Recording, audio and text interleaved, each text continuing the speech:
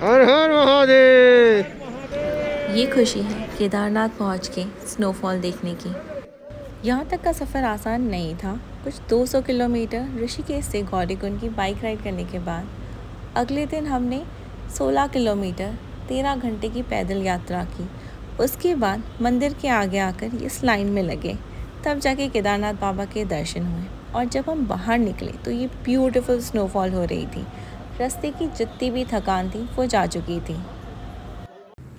अगर आप भी केदारनाथ आना चाहते हैं तो ये वीडियो एंड तक ज़रूर देखना। क्यों?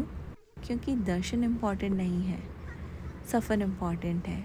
और सफ़र को इम्पॉर्टेंट बनाता है इस सफ़र के बीच में आने वाले छोटे छोटे शहर और इन छोटे छोटे शहरों से जुड़ा हुआ इतिहास। Hi everyone, I am Divya and this is my husband चैन, और हम आपको ले चल रहे हैं केदारनाथ यात्रा पे। ये यात्रा शुरू करने से पहले हम जानते हैं इन हिमालयाज़ के बारे में और इनके बीच में सिचुएटेड केदारनाथ मंदिर के बारे में।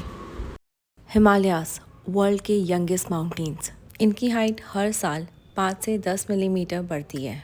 इन पहाड़ों में अब तक अच्छी तरीके से रॉक फॉर्मेशन भी नहीं हुई है, और यही वजह है landslides, flood and even earthquake are very common in this area. इन सब के बावजूद 11,000 फीट की ऊंचाई पे हिमालयन माउंटेन रेंजेस के बीच केदारनाथ का ये मंदिर हज़ारों सालों से ऐसे ही खड़ा है।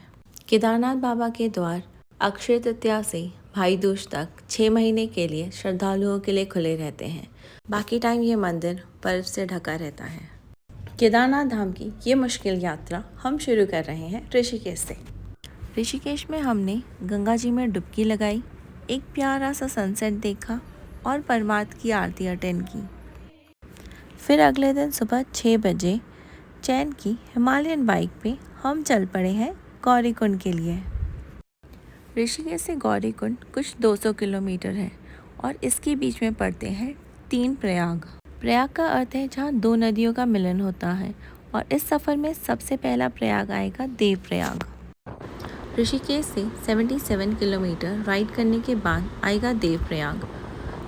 हम में से बहुत सारे लोगों को यही लगता है कि गंगा जी का उद्गम है गंगोत्री, पर ऐसा नहीं है। गंगोत्री के गौमुख ग्लेशियर से शुरू होती है भागीरथी नदी।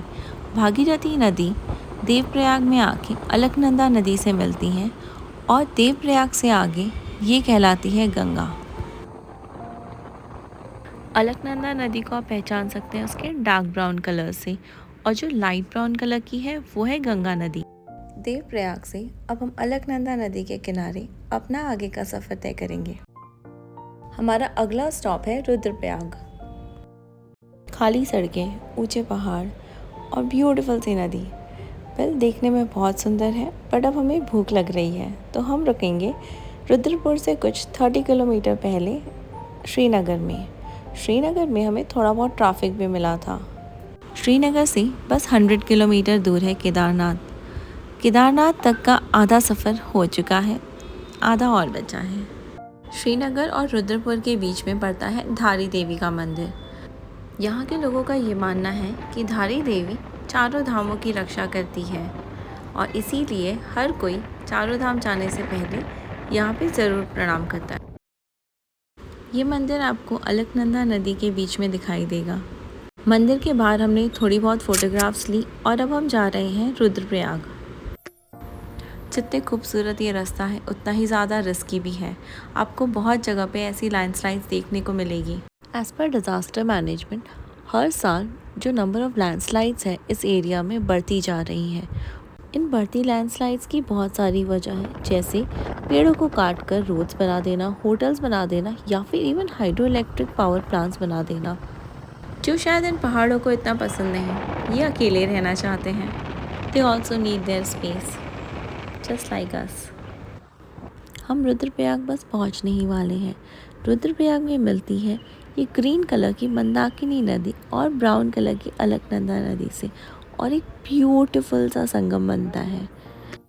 रुद्रप्रयाग से केदारनाथ और बद्रीनाथ के रास्ते अलग हो जाते हैं। अब हम जाएंगे मंदाकिनी नदी के किनारे किनारे केदारनाथ के रास्ते पे। हमारा अगला स्टॉप होगा गुप्तकाशी। केदारनाथ जाने के रास्ते में ये सबसे पहला हेलीपैड है। इसके अलावा सिरसी और फाटा से भी आप हेलीकॉप्टर पकड़ सकते हैं। हमने कोई भी बुकिंग्स नहीं कराई है, हमारा इरादा है पैदल जाने का।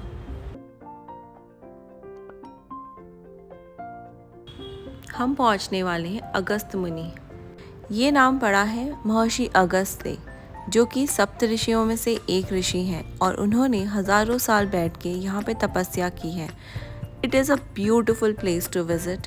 हम नहीं जा पाए थे क्योंकि हमको ट्रैफिक मिल गया था बीच में। गुप्तकाशी से कुछ 25 किलोमीटर पहले रोड छोटी हो गई थी एंड सामने से आर्मी ट्रक आ रही थी और ये स्कॉर्पियो वाला दे वर नॉट एबल टू पास, जिसकी वजह से गाड़ियों की लंबी लाइन लग गई थी एंड हमें कुछ 1 घंटा लगा है इस ट्रैफिक से बाहर आने में। पहाड़ों में ऐसा कुछ होना बहुत कॉमन है, सो इन छोटे मोटे सरप्राइजेस के लिए प्रिपेयर होकर ज़रूर आना। अगस्त मुनि से आएगा सबसे पहला हेलीपैड गुप्तकाशी, उसके बाद सिरसी, फिर फाटा। अगर आपको हमारा अभी तक का वीडियो पसंद आया है then press a like button and subscribe to our channel. We make contents related to travel, agriculture and lots more. Coming back to our video, फाटा से अब हम जा रहे हैं Sonprayag. Sonprayag is the last place जहाँ तक आपकी खुद की गाड़ी जाएगी। सोनप्रयाग में हमने अपनी बाइक पार्क की और हम शेयर टैक्सी पकड़ के पहुँच गए हैं गौरीकुंड। आज की रात हम गौरीकुंड में रुकने वाले हैं और कल हम शुरू करेंगे हमारी गौरीकुंड से केदारनाथ तक की पैदल यात्रा, जिसकी आगे की डिटेल्स मिलेगी आपको हमारे नेक्स्ट वीडियो में। Thank you for watching. I will see you again in a brand new video. Till then stay healthy and keep riding.